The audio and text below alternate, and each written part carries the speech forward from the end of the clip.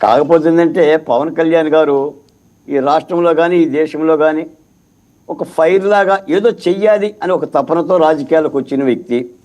తన సొంత అన్న పిఆర్పి పార్టీని ఆపేసిన, ఈ రాజకీయాలు మనకు గిట్టవులే అని చెప్పేసి ఆగిపోయినా కూడా పవన్ కళ్యాణ్ గారు ఆగల.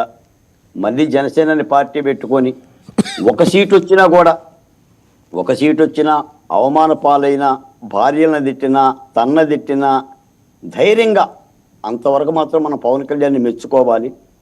ఏ జగన్మోహన్ రెడ్డి గారు అయితే ఆయన్ని ఇబ్బంది పెట్టాడో ఆ జగన్మోహన్ రెడ్డి గారు దించేస్తానన్నాడు, ఆ మేరకు పొత్తు పెట్టుకున్నాడు, ఆ పని చేశాడు. ఇప్పుడు కేంద్రంలో కూడా మోడీ గారికి చాలా నచ్చిన మెచ్చిన నాయకుడు పవన్ కళ్యాణ్ గారు. కాబట్టి నేషనల్ మీడియా కానీ నేషనల్ ప్రభుత్వం కానీ చాలా ప్రాధాన్యత ఇస్తుంది. మీరు పవన్ కళ్యాణ్ గారికి అపార్ట్మెంట్ కూడా మోడీ గారి గతంలో చంద్రబాబు నాయుడు గారికి అపార్ట్మెంట్ ఇచ్చేవాడు కాదు, జగన్మోహన్ రెడ్డి గారికి కూడా ఇచ్చేవాడు కాదు. జగన్మోహన్ రెడ్డి గారు కూడా వారం రోజులు 5 రోజులు ఎదురు చూసేవాడు. కానీ పవన్ కళ్యాణ్ ఇట్టా వెళ్ళిపోయి అలా వస్తూ ఉంటుంటాడు. ఒక ప్రాధాన్యత పెరిగింది. దక్షిణ భారతదేశంలో ప్రొటెస్ట్ చేస్తున్నారు. కానీ నేను అనేది ఏంటంటే జాతీయ పార్టీలకి సేవ చేయటం కంటే రాష్ట్రంలో తన పార్టీకి, తన భవిష్యత్తుకి లేదా ఈ రాష్ట్రంలో ప్రజలకి చేసుకోవటం మంచిది. ఎందుకంటే మనం కేసీఆర్ని చూసాం. కేసీఆర్ ఎప్పుడైతే 2 సార్లు అధికారంలోకి వచ్చాడో ఆయన పిఎం అవుదాం అనుకున్నాడు. పిఎం అవుదాం అనుకుని టీఆర్ఎస్ని బీఆర్ఎస్ చేశాడు. వెరస ఏమైందంటే మళ్ళీ ఫామ్ హౌస్కి పరిమితం అయిపోయింది. అంటే రాజకీయాలు అలాగనే ఉంటాయి. ఒక్కోసారి అలా వస్తుంది ఊపు. జగన్మోహన్ రెడ్డి గారికి కూడా ఎంత ఊపు వచ్చింది. అన్ని రాష్ట్రాల్లో నాకు అవార్డు ఇస్తున్నారని చెప్పాడు కదా. 151 సీట్లు వచ్చేసరికి ఎక్కడికి వచ్చాడు ఆయన వైనాట్ 175 అనే స్థాయికి వెళ్ళిపోయాడు. అంత వైనాట్ 175 అనే స్థాయికి వెళ్ళిపోబట్టి ఇబ్బంది పడిపోయాడు. అందుకని ప్రజాస్వామ్యంలో వస్తుంటుంది, చాలామందికి అవకాశాలు వస్తుంటుంటాయి. దిగిపోతుంటారు, ఎక్కుతుంటారు, దిగిపోతుంటారు, ఎక్కుతుంటారు. ఎప్పుడు కూడా పైగుండే పెట్టుకొని చొక్కాకి పరిపాలన చేస్తే మన నవీన్ పట్నాయక్ గారి లాగా 3-4 సార్లు ఉంటాం, లేదా పశ్చిమ బంగాల్ జ్యోతి బస్ గారి లాగా 5 ఏళ్ళు ఉంటాం. అంతే తప్ప కల్మషాలతో మాయా మంత్రాలతో ఏదో చేస్తే మాత్రం ప్రజాస్వామ్యం అంత ఉండదండి. కాబట్టి ఒక స్పార్క్ ఉంది.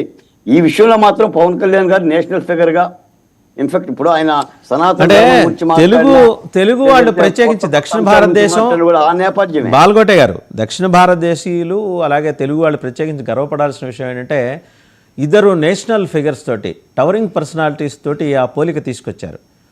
నిగర్వి లాల్ బహదూర్ శాస్త్రి, ఉక్కు మనిషి సర్దార్ పటేల్.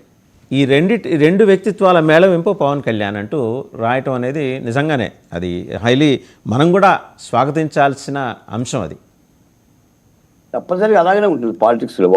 ఒకసారి ఒక వ్యక్తి ఎక్కిన తర్వాత రాజకీయాల్లో కూడా వాసుదేవ్ గారు దాని యొక్క విజృంభణే వేరు. ఎందుకంటే పాలిటిక్స్ అలాగనే ఉంటాయి. జగన్మోహన్ రెడ్డి గారిని మనం 5 ఏళ్ళు చూడాల ఏమనుకున్నా మనం, ఇతగాడికి అసలు తిరిగే లేదు, మళ్ళీ ఇతనే 30 ఏళ్ళు ఉంటాడు, 25 ఏళ్ళు ఉంటాడు అని అనుకోలే మనం. అలాగనే ఉంటుంది. కానీ ప్రజాస్వామ్యంలో చాలా ఒత్తిడిలు ఉండాలి. ఏదో స్పార్క్ వచ్చినంత మాత్రాన. అందుకని సార్ నేను పవన్ కళ్యాణ్ దక్షిణ భారతదేశం ఒక నాయకుడిగా భారతీయ జనతా పార్టీ ప్రొటెక్ట్ చేయటాన్ని నేనేం కాదనలే, కానీ జాగరూకతగా ఉండాలి. ఇప్పుడు ఒకసారి చేగువేరా అని, ఒకసారి సనాతన ధర్మం అని, మళ్ళీ మనం ఏదో అని, లేదా బంగ్లాదేశ్లో హిందువులకి ఏదో అన్యాయం జరిగిపోతుందని, మణిపూర్లో ఏమి మాట్లాడుకోకుండా, లేదా ఆంధ్రప్రదేశ్లో ఏమి మాట్లాడుకోకుండా ఇవన్నీ చూసుకోవాలి. మరి ఆయన సలహాదారులు ఎవరో, మరి ఆయన రాజకీయ వ్యూహం ఏంటో నాకు తెలియదు. కానీ ఎదుగుతున్న నాయకుడిగా మాత్రం దేశంలో పవన్ కళ్యాణ్ గారు మొన్న మహారాష్ట్ర ఎన్నికలకి వెళ్ళి వచ్చిన తర్వాత కూడా చాలా ప్రధానంగా ఆయన యొక్క ముఖ చిత్రం కనిపిస్తుంది. అంతవరకు ఇప్పుడు కూడా ఆంధ్రప్రదేశ్ లో కూడా మొన్న సోషల్ మీడియా కేసులు కానీ, ఇప్పుడు కాకినాడ పోర్ట్ అంశం కానీ పవన్ కళ్యాణ్ గారు ఈ విషయాన్ని చర్చకు తెచ్చాడు.